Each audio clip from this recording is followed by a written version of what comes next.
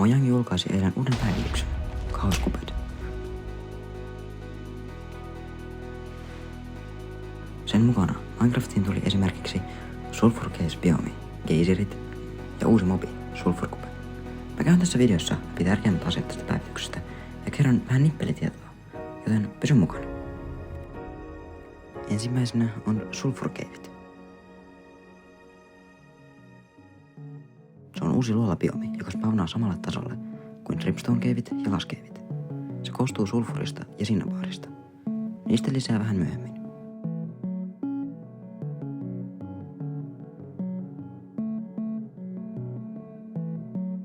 Hauskaa tässä luolastossa on se, että se voi spawnata maan päälle ja se, että sumusta render distancen rajoilla tulee vihreää.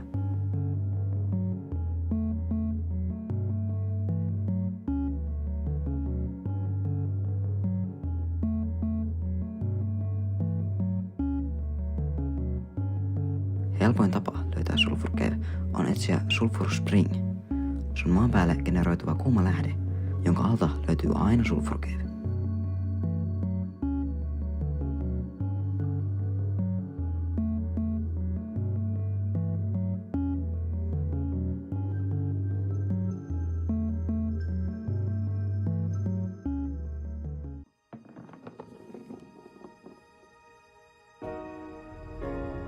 Toisena geyserit.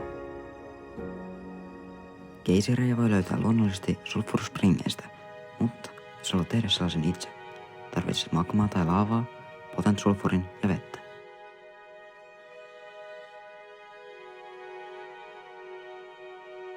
Potent sulfurin voi löytää Sulfur Caveen generoituvista happoaltaista. Jos altaasta nousee höyryä, se tarkoittaa, että siellä on potent sulfur. Jos potent sulfurin alla on magmaa, se syöksee geyserin ulos noin 50 sekunnin välein. Mutta jos sen alla on laavaa, geyser ei lakkaa ikinä. Geyseriä voi myös käyttää hissinä, koska se työntää kaikki entitit ilmaan. Vesi potent sulfurin päällä vaikuttaa geyserin korkeuteen. Jos vettä on 1 blokki, se nousee vain 5 blokin korkeuteen. Jos 2, nousee 10 korkeuteen. Jos 3, nousee 15 blokkia. Jos 4, joka on maksimi, se nousee 20 blokin korkeuteen.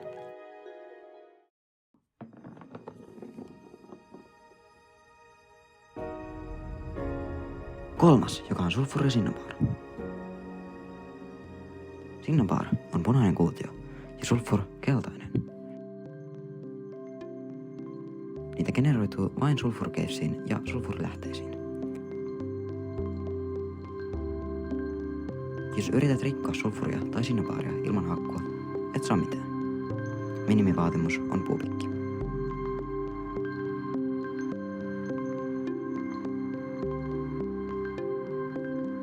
Jos Minecraftissa ei ole mielessäsi ollut tarpeeksi punaisia tai keltaisia blokkeja, niin nyt niitä on. Nimittäin molemmista voi craftata kuutiosetin.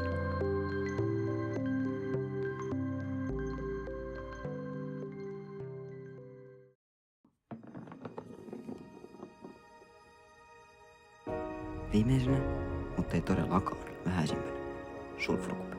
Sulfur Cube on uusi mobi, jota spawnaa vain Sulfur Cavesiin. Omituista niissä on se, että niiden sisälle voi laittaa kuution, ja kun lyöt sitä, se lähtee pomppimaan ympäri maailmaa.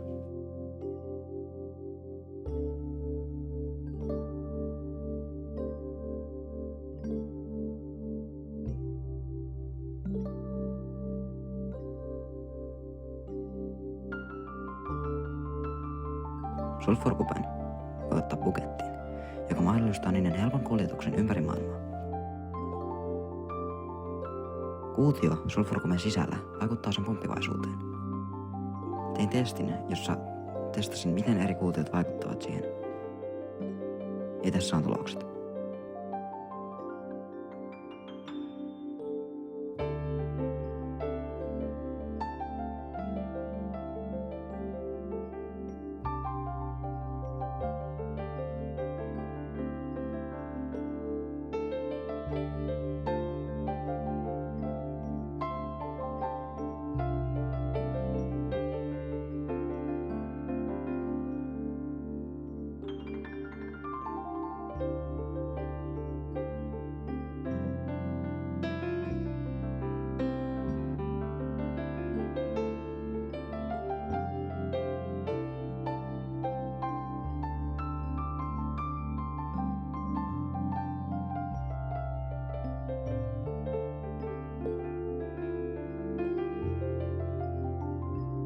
hauska ominaisuus Sulfurcubessa on se, että sen sisälle voi laittaa TNT:n ja kiinnittää sitten liidillä häpikästiin. Ja sitten voit halutessasi pommittaa jonkun Minecraft-rakennuksen.